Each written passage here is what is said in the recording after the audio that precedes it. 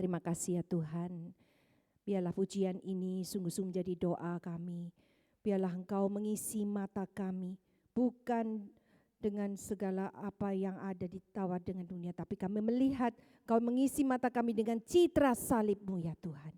Dengan kasih-Mu ya Tuhan, penuhilah hati kami dan berbicaralah kami pada hari ini.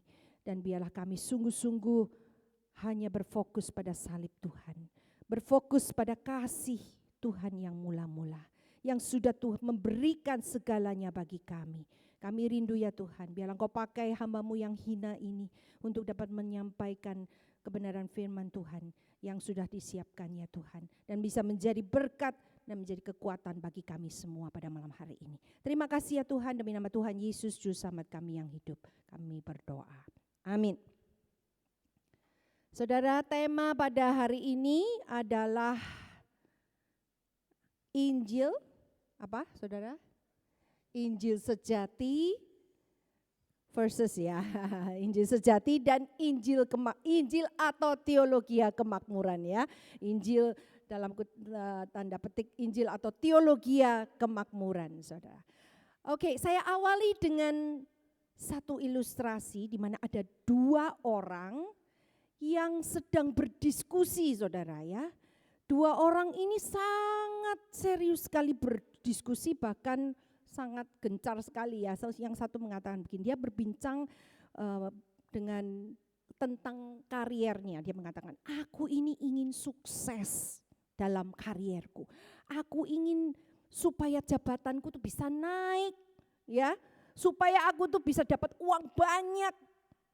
Supaya apa? Supaya aku bisa beli rumah baru untuk istri dan anak-anakku dan keluarga, dan aku bisa hidup dengan bahagia menurut ukuran dia. Dan satunya mengatakan demikian, yang temannya satunya, oh kalau kamu mau sukses, kalau kamu mau ingin sesuatu, kamu harus minta kepada Tuhan dengan sangat spesifik sekali. Jadi maksudnya apa? Ya, aku ingin apa? Misalnya aku ingin mobil Mercy yang warnanya merah dan ingin punya rumah mewah yang minimalis dan punya banyak uang. Itu harus doa, harus spesifik. Karena apa? Kalau kamu tidak minta detail pada Tuhan, Tuhan tidak akan menjawab doamu. Ya, Tuhan tidak akan mengabulkan doa-doamu. Jadi kamu harus spesifik ngomong, minta apa, seperti apa, warna apa, rumahnya seberapa, mungkin sebesarnya seperti apa dan lain sebagainya, saudara. Lalu kemudian yang dia juga mengatakan, enak loh kalau kamu ikut Tuhan, pasti sudah tidak akan diragukan lagi, pasti akan sukses. Temannya yang mengatakan, dan sehat walafiat, dia berkata tidak akan ada sakit dan semuanya pasti lancar, semua keberuntungan akan berpihak pada kita. Lalu temannya yang satunya tadi mengatakan, apa benar seperti itu?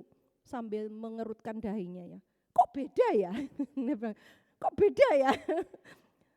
Tuhan yang kau maksud itu sepertinya kok enggak maha tahu, kok mesti dikasih tahu semuanya begitu ya. Ya saudara ya. Terkadang kita dibingungkan dengan pengajaran-pengajaran. Di dunia ini banyak pengajaran yang menjanjikan kesuksesan, berkat Tuhan. Jikalau engkau ikut Tuhan, anak cucumu akan diberkati. Memang saudara prinsipnya sepertinya sesuai firman Tuhan ya. Tapi kalau kita terdengar begitu saja, tapi isi khotbahnya itu membuat apa? Yaitu tadi Pak Sinyong sudah mengatakan transaksional seringkali ya. Kalau Tuhan berkati aku akan nurut. Tetapi kalau Tuhan tidak berkati aku akan meninggalkan Tuhan. Nah, apakah seperti ini saudara? Di dalam kehidupan kita, apakah kita sudah terbiasa dengan ajaran-ajaran seperti ini? Jangan-jangan saudara ya, semoga tidak ya. Jangan-jangan kita mengikut Tuhan masih mempunyai prinsip seperti ini. Hari ini kita akan melihat lebih jauh apa yang membedakan antara Injil yang sejati dan Injil atau teologi kemakmuran. Kita akan membaca 1 Korintus pasal 15 ayat 1 sampai 4. Dan ayat yang ke-17. Kita baca secara silih berganti ya, ada di sini. Ya. 1 Korintus pasal 15 ayat 1 sampai 4. Silakan saudara ganjil, saudari genap. Ya, 1 sampai 4 ya. Jadi Silakan ayat yang pertama. 1 Korintus pasal 15 ayat yang pertama. 1, 2, 3.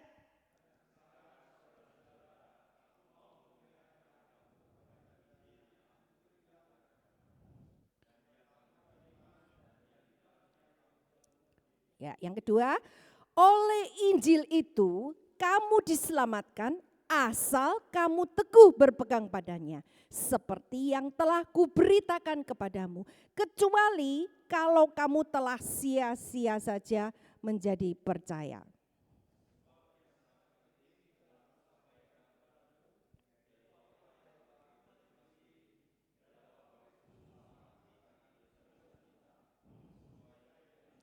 Yang keempat, bahwa ia telah dikuburkan dan bahwa ia telah dibangkitkan pada hari yang ketiga sesuai dengan kitab suci. Ayat 17 bersama-sama, dan jika Kristus tidak dibangkitkan, maka sia-sialah kepercayaan kamu dan kamu masih hidup dalam dosamu. Saudara, ketika Paulus menulis kepada jemaat di Galatia dan Korintus ini, dia memberitahu permasalahan yang kita temui di sekitar kita. Jemaat Korintus itu sudah menerima, saudara, tadi ya dengan ayat tadi, sudah menerima Injil yang murni dari bibir Paulus sendiri, ya, dari bibir Rasul Paulus.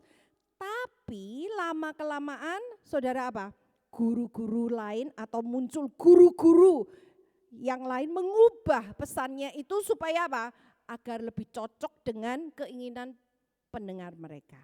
Jadi kadang-kadang mereka bingung ya untuk membedakan, mungkin mereka sudah mulai tergeser itu. Nah, hari ini kita akan melihat apa yang dimaksud dengan Injil kemakmuran, Injil atau teologi kemakmuran dengan Injil sejati. Kita lihat ya, karena kita membahas satu topik ya, Injil kemakmuran, kita akan melihat apa itu Injil tadi Injil teologi kemakmuran dan Injil sejati. Yang pertama, teologi kemakmuran itu dikenal dengan istilah kata-kata iman, di mana orang percaya itu diizinkan untuk apa, saudara? Memperalat Allah. Ya, teologi kemakmuran ini memandang Roh Kudus sebagai kuasa yang dapat digunakan, sebagaimana yang diinginkan oleh orang-orang percaya. Jadi kita yang memakai dengan memperalat, ya. Padahal kita tahu bahwa Injil yang benar di mana Roh Kudus yang mempengaruhi kita, yang mengarahkan kita, tapi kita pakai Roh Kudus untuk dalam nama Tuhan Yesus, dalam nama Roh Kudus ini segala sesuatu akan semuanya dapat lancar dan sukses. Nah, kadang-kadang kita melakukan hal seperti itu ya. Nah, saudara, kita melihat gerakan teologi kemakmuran ini amat mirip ya dengan sekte ketamakan yang menyusupi dan merusak gereja mula-mula. Kalau kita lihat dari ayat tadi, Paulus dan rasul-rasul lainnya tidak berkompromi, tidak berdamai dengan para guru palsu ini yang menyebarkan ajaran sesat ini. Mereka menyebut apa? Sebagai pengajar-pengajar sesat yang berbahaya, dan bahkan menasihati orang-orang Kristen supaya menghindari mereka. Nah, Paulus memperingatkan Timotius juga dalam perikop yang lain, mengatakan bahwa orang yang tidak lagi berpikiran sehat mengira ibadah itu adalah sumber keuntungan, dan keinginan mereka akan kekayaan itu bisa membuat mereka lupa akan Tuhan. Jadi saudara, seperti benang yang tipis ya. Satu mengatakan kalau kamu ikut Tuhan, sudahlah pasti kamu diberkati, berlipat ganda, kamu tidak akan miskin, kamu tidak akan sakit. Padahal kita tahu bahwa di dalam kehidupan ini paradoks. Ya, menjadi seorang Kristen kita harus banyak mengalami, mungkin juga ada yang namanya kita melihat penderitaan itu akan kita alami.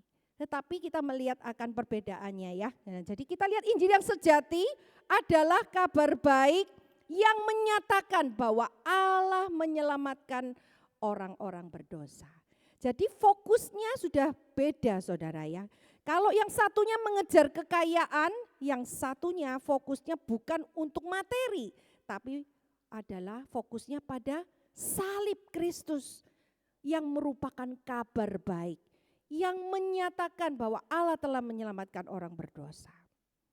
Saudara, kita lihat Injil yang menjanjikan berkat duniawi untuk ketaatan rohani, ini disebut Injil kemakmuran. Jadi kadang-kadang kita pakai berkat, dapat berkat baru taat, dan itu makmur, sukses. Padahal itu bukan yang dimaksud seperti itu.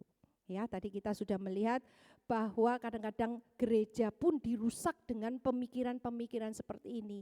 Bahkan kalau orang ada, saya pernah mendengar ya, ada orang, kamu kenapa kok sudah lama enggak ke gereja ya? Dia bilang, percuma ke gereja, Tuhan ya enggak mendengar doa saya. Ya, nah kita melihat juga banyak, saya melihat bahkan ada orang yang melihat sampai sekarang, bahkan dia mengalami di mana suaminya meninggal karena COVID. Dan dia tidak bisa terima, bahkan dia mengalami Tuhan itu tidak ada bagi saya dan dia tidak mendengar doa saya. Buat apa saya ke gereja? Tidak perlu ke gereja. Jadi dia mengalami banyak sekali, mungkin mengalami kalau sukses, kalau lancar, baru dia bisa mengikut Tuhan. Tidak bisa seperti itu saudara. Bahwa kita lihat bahwa Injil yang sejati adalah kita harus fokusnya kepada salib Kristus yang menyatakan secara alamiah manusia ini sudah berdosa. Tuhan menciptakan segala sesuatu baik. Ya, tidak ada celah, semuanya baik, sempurna. Tetapi manusia jatuh, memilih untuk berdosa dan meninggalkan Allah. Tetapi Allah tidak membiarkan kita. Allah menebus segala dosa kita. Bahkan dia mati di kayu salib dan juga memberikan, kalau barang siapa yang percaya kita menerima kebangkitan di mana ada jaminan kekal. Saudara, kita melihat bahwa melalui Injil Tuhan datang menjadi kunci. Tapi seringkali kita melihat yang dinamakan Injil kemakmuran, yang dilihat bukan Tuhannya, tapi kemakmurannya. Bukan salibnya, bukan Yesusnya, tetapi apa yang bisa saya dapatkan dari dia. Hari ini kita mau melihat mengapa saudara kita memilih, mengapa kita memilih Injil yang sejati. Saudara mau pilih Injil yang sejati atau Injil kemakmuran? Sekarang saya tanya, boleh jawab yang jujur. Mau milih Injil sejati yang mungkin juga harus mengalami banyak hal, atau yang kemakmurannya mengalami banyak kesuksesan, tidak ada segala penderitaan, tidak ada segala sakit penyakit. Ayo jujur, mau pilih yang mana? Nomor 1 atau nomor 2? Hah? Hah? Kalau benar-benar makmur, gitu ya. Bahaya ini. Iya, ya ini ya, kadang-kadang jujur aja, sebagai kita namanya manusia, kepinginnya semuanya lancar, pengennya banyak berkat, betul enggak? Banyak, iya, ya diberkati, ya boleh, tapi tidak boleh secara ekstrim Pak ya. Nah enggak apa-apa, seringkali kalau jujur kita memang kadang-kadang tergoda saudara. Kita ini menganut Injil tapi enggak sampai ekstrim lah. Kadang-kadang mungkin guyonan aja ya. Wah berkati, wah makan enak ya. Mungkin apa itu segala sesuatu tidak ada yang mengganggu lah, semuanya lancar. Tapi saudara, kita harus makanya hari ini kita lihat ya, ada beberapa alasan mengapa Injil yang sejati. Yang pertama, kita melihat Injil kemakmuran itu menghilangkan kekuatan yang sejati. Jadi kita harus pilih Injil yang sejati, jangan pilih Injil kemakmuran karena dia menghilangkan kekuatan yang sejati. Apa kekuatan yang sejati saudara? Ketika Paulus menulis kepada jemaat di Korintus, dia berkata demikian dalam bahasa, sebab Kristus mengutus aku bukan untuk membaptis, tetapi untuk memberitakan Injil, dan itu pun bukan dengan hikmat perkataan, supaya salib Kristus jangan menjadi sia-sia. Jadi saudara, Supaya iman kamu jangan hanya bergantung pada hikmat manusia, tetapi pada kekuatan Allah. Apa kekuatan Allah? Salib Kristus. Inti dari salib itu yang harus kita lakukan. Tapi kadang-kadang kita melihat inti dari salib dalam pengajaran Injil sekarang ini sudah agak kabur, saudara ya. Tidak lagi diberitakan. Ada beberapa guru baru yang mulai menyelewengkan pada waktu gereja mulai sampai arti salib itu sendiri. Penderitaan di mana Tuhan Yesus sudah menderita di kayu salib. Dikatakan bahwa ada pengorbanan. Saudara kalau mau ikut Tuhan harus apa? Menyangkal diri, pikul salib, terus mengikut. Itu semua lancar apa sukses, apa ada pengorbanan atau ada semuanya harus dilakukan dengan banyak ini? Semua lancar ya ini. Pikul salib, menyangkal diri. Enggak enak semua saudara, ya kan? Harus ada di mana yang namanya penderitaan yang harus kita lalui. Mungkin ada kesulitan, tetapi Tuhan mengatakan Tuhan tidak pernah memberikan sesuatu yang melebihi dari kekuatan kita. Cobaan yang melebihi dari kekuatan kita. Jadi kita tidak usah takut saudara. Tuhan juga sudah memberikan segala sesuatu dan Tuhan itu menjaga, memelihara. Dia tidak akan memberikan penderitaan yang melebihi dari kekuatan kita. Benarkah saudara? Jadi kita kalau Tuhan izinkan segala sakit, penyakit, segala sesuatu ataupun yang ada di dalam kehidupan kita mewarnai, pasti ada rencana Tuhan. Fokusnya kita kemana? Ke penyakit itu atau yang tidak disembuhkan, atau kita melihat kepada salib Tuhan di mana Tuhan memakai ini untuk sebagai namanya supaya dipermuliakan.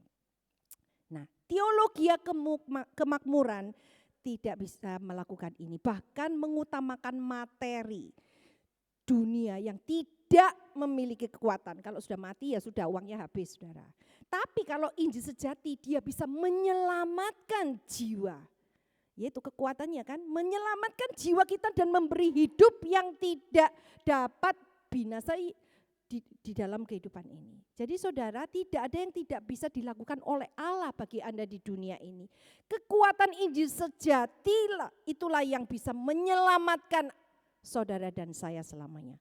Dengan mengubah status kita dari murka yang terkutuk, yang harusnya dalam neraka menjadi anak Allah yang dibenarkan selamanya. Jadi saudara, Injil kemakmuran menghilangkan kekuatan yang sejati. Injil yang sejati memberikan, menyelamatkan, memberi hidup yang tidak dapat binasa. Saudara mau pilih yang mana? Nah itu ya, itu yang saudara harus pikirkan. Jadi ini yang pertama. Dan yang kedua saudara, mengapa kita harus memilih Injil yang sejati? Yang kedua, Injil atau teologi kemakmuran merendahkan dan menurunkan pengorbanan Kristus di kayu salib. Maksudnya bagaimana saudara? Tadi kita sudah tahu ya, kalau teologi kemakmuran itu sejalan dengan pola pikir duniawi yang sangat materialis, kekayaan, pasti pusatnya diri sendiri. Aku. Kalau aku enggak dipenuhi kebutuhannya, Nah ini sesuatu yang membuat kita kadang-kadang menjadi ragu-ragu. Nah ini merusak Injil yang sejati yang adalah salib itu saudara. Teologi kemakmuran gagal memahami jawaban untuk seluruh permasalahan umat manusia yang yaitu Yesus dan pengorbanannya di kayu salib. Bukan materi saudara. Karya Allah yang sempurna dimulai dari apa saudara? Penciptaan, diikuti kejatuhan manusia, penebusan. Lalu dia mendamaikan manusia dengan Allah.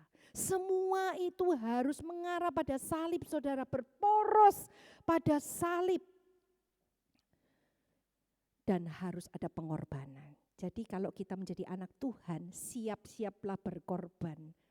Di hadapan Tuhan mungkin kadang-kadang kita disakiti, kita diacuhkan, bahkan seperti apa yang dialami oleh Tuhan ya. Tapi kita tahu bahwa kalau kita belajar untuk mengasihi, belajar untuk berporos pada salib, maka kita belajar bisa menyangkal diri, memikul salib dan mengikut Tuhan. Fokusnya bukan kepada diri sendiri, tapi pada Kristus yang telah mati untuk dosa-dosa kita. Ada sebuah pujian ya, itu In Christ Alone. Coba kita nyanyikan ya. Apakah benar-benar Kristus itu menjadi kehidupan kita? Kita nyanyikan ayat yang pertama dan kedua. Sambil merenungkan fokus kehidupan kita, is that on in Christ alone or not?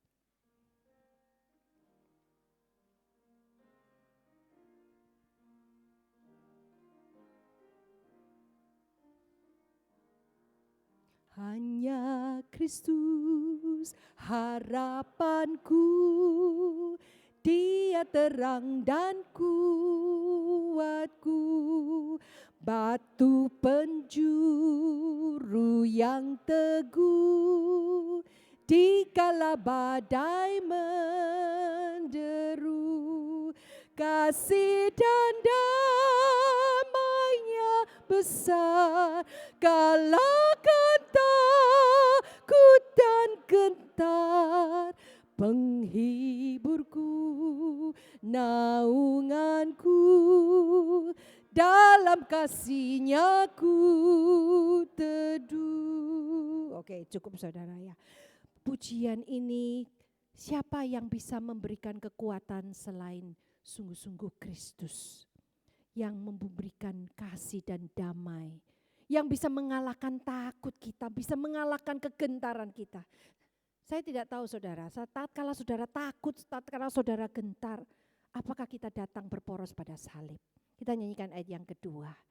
Kalau kita berporos pada salib, itu menjadi kekuatan kita yang paling tidak bisa dilukiskan dengan kata-kata.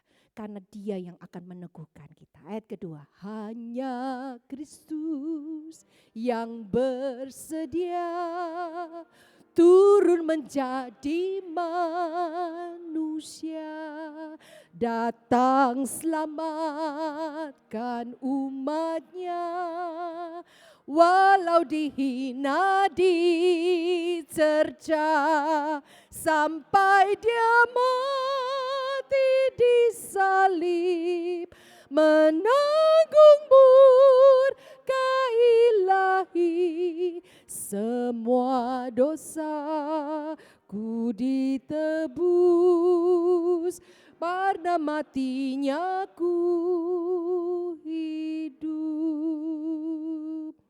Saudara, kita bersyukur kalau kita berporos pada salib, kita akan meninggikan salib itu. Kita tidak akan merendahkan, bahkan menurunkan salib seperti yang dilakukan oleh Injil atau teologi kemakmuran yang mengharapkan berkat dan materi. Dan yang pertama tadi, kita tidak akan menghilangkan, lebih memilih Injil yang sejati karena Dia yang mempunyai kekuatan yang kekal, yang memberikan jaminan dalam hidup ini. Saudara, kita harus memahami saudara akan kebenaran firman Tuhan ini. Jadi saudara, kadang-kadang kita harus pikir ya, siapa, mengapa, bagaimana di dalam kehidupan ini. Kita tahu bahwa berkat di perjanjian lama, ya kan, teologi kemakmuran mungkin tampak relevan, populer ya di dunia. Pastinya tetap dengan berfokus pada berkat-berkat materi itu menghilangkan maksud dari Injil, merampas pesan Injil dari esensi, tujuan dan kekuatannya. Yang ketiga, kalau tadi yang pertama tadi apa saudara? Yang pertama, Injil kemakmuran menghilangkan kekuatan yang sejati, yaitu kekuatan ya, tidak ada pengorbanan, hanya diri sendiri. Yang kedua tadi, merendahkan, menurunkan salib. Ya. Yang ketiga, Injil kemakmuran mengkotak-kotakkan Injil. Jadi tidak melihat kebenaran menjadi Injil yang utuh. Maksudnya bagaimana saudara? Maksudnya kadang-kadang kita perlu memahami janji berkat. Memang berkat itu diungkapkan dan ada di dalam perjanjian lama. Sebagian besar kita harus tahu siapa yang menerima berkat dan mengapa dia menerima berkat dan bagaimana dia harus melalui semuanya itu. Ya, jadi kita harus tahu, tidak bisa kebenaran itu langsung udah dapat berkat. Tidak melihat keutuhannya. Nah, sebagian besar berkat itu diberikan secara kolektif, saudara. Satu bangsa, bukan individu. Jadi setiap orang Israel yang dikirim, kalau kita lihat dikirim ke pembuangan, itu orang, apakah semua itu orang yang tidak benar? Enggak kan? Ada orang yang benar di situ ya, contohnya Daniel. Tidak setiap orang Israel yang menikmati berkat Allah itu orang benar. Ya, jadi kita tidak bisa mencomot salah satu ini. Janji itu diberikan pada satu kelompok, bukan individu. Sebagai satu kelompok di dalam kita hidup dalam masyarakat itu kadang-kadang memang merasa kadang-kadang sangat individualistis ya. Tapi kita comot satu bagian dari Alkitab lalu kita definisikan berkat itu untuk diri kita dan kita terapkan dalam hidup kita. Dan ketika janji itu tidak menjadi kenyataan, mulai kita menuduh Tuhan. Berbohong ini adalah pengaruh saudara, mengkotak-kotakkan firman Tuhan. Jadi kita perlu memahami mengapa, tadi siapa, mengapa kalau kita melihat mengapa berkat itu dibutuhkan sebagai sarana pembeda. Allah memilih Abraham dan menjanjikan 3 hal. Apa? Kepadanya dia akan diberkati dan dia akan menjadi berkat. Semua bangsa akan diberkati melalui dia. Tetapi kita tahu walau Allah memang memberkati Abraham dengan berkat-berkat materi itu, tapi penggenapan janji itu bukanlah berkat materi itu, saudara. Mengapa? Karena tujuan akhirnya itu adalah fokusnya pada penyelamatan manusia dari dosa melalui Kristus. Walaupun Abraham diberkati segala sesuatu, tapi bukan berhenti di situ berkatnya. Tapi semua itu mengarah pada penyelamatan manusia dari dosa melalui Kristus. Kembali ke salib. Berkat materi dapat dipakai Tuhan untuk menunjukkan kuasanya dan kemegahannya. Tapi berkat materi dunia itu akan berakhir. Seperti kita ketahui, bukan akhir dari segalanya. Jadi bagaimana saudara? Jika kita mengikut Tuhan, hidup kita akan diberkati? Belum tentu. Mereka yang mengasihi Tuhan akan melihat bahwa segala sesuatu bekerja untuk mendatangkan kebaikan. Tapi tidak semua hal itu baik. Tuhan bisa bekerja melalui semua hal. Melalui kesuksesan, melalui kejatuhan, kegembiraan, penderitaan kita. Untuk kebaikan kita. Dan mempersiapkan kita untuk kemuliaan kekal. Yaitu berkat sejati yang hanya ada dalam Kristus Yesus. Jadi kita harus memahami kebenaran firman Tuhan yang ada. Secara utuh siapa, mengapa, dan bagaimana. Jadi tidak bisa kita langsung ambil satu persatu, saudara. Ya, bagaimana setelah kita tahu apa itu Injil sejati, kemudian teologi kemakmuran, dan kita tahu mengapa kita harus memilih Injil yang sejati daripada teologi kemakmuran atau Injil kemakmuran. Bagaimana yang ketiga, bagaimana caranya? Kalau kita sudah pilih Injil yang sejati, bagaimana cara menghidupinya? Kita harus menghidupinya dengan apa saudara? Mempunyai sifat yang baru. Hati yang berporos pada salib. Hati yang diubahkan. Keinginan dan kehendak yang baru. Yaitu yang sungguh-sungguh hanya pada salib Kristus. Menunjukkan sikap yang diwujudkan dalam perbuatan baik yaitu buah Roh Kudus. Yang juga merupakan bukti bagi keselamatan kita sendiri. Mereka yang diselamatkan oleh kuasa Allah akan selalu menunjukkan bukti keselamatan melalui perubahan hidupnya. Pasti saudara.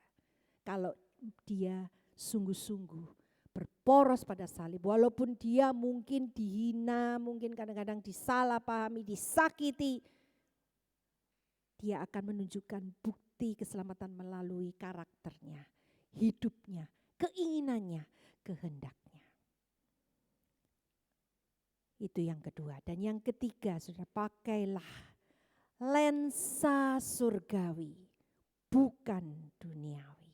Melihat berkat dan penderitaan dengan perspektif lensa surgawi. Mungkin kita saat ini mengalami sakit.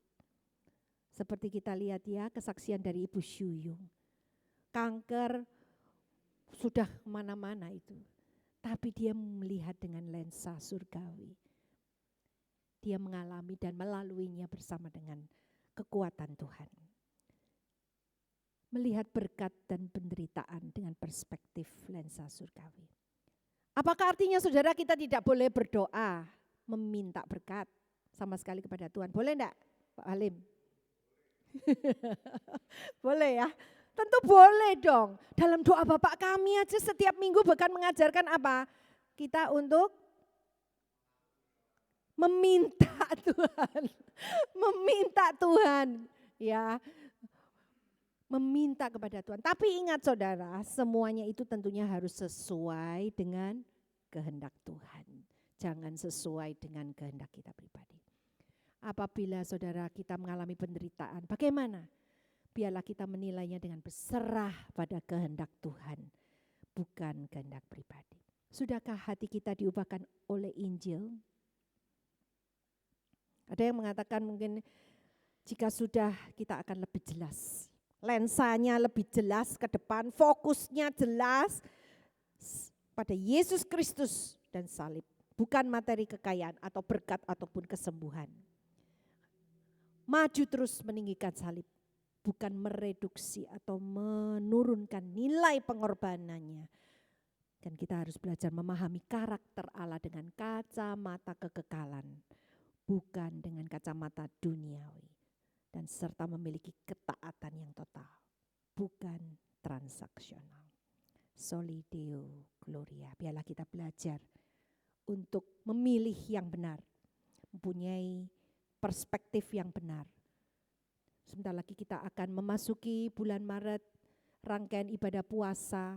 Biarlah kita mengajak banyak rekan-rekan maupun mempersiapkan diri kita untuk melihat salib itu lebih jelas dan menggugah hati kita, menggairahkan supaya kita lebih semangat untuk menjadi pengikut-pengikut Tuhan yang tangguh, pantang menyerah, bahkan setia sampai pada akhirnya.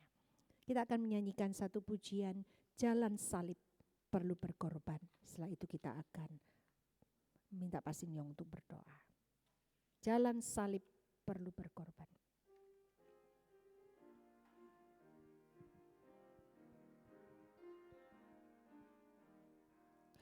Jalan salib perlu berkorban, semuanya disembahkan. Letakkan semuanya di atas mezbah dan api akan membara. Inilah jalan salib, relakah kau tempuh? Sudahkah kau pikul salibmu? Kau yang menyerahkan semuanya padanya, setiakah kau padanya? Setia sampai matikah engkau? Semuanya dikorbankan sampai memperoleh hidup yang limpah setiap saat di hatiku. Inilah jalan salib, relakah kau tempuh? Sudahkah kau pikul salibmu?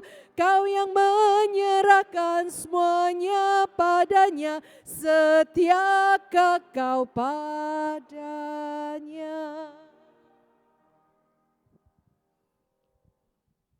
Mari kita bersatu dalam doa.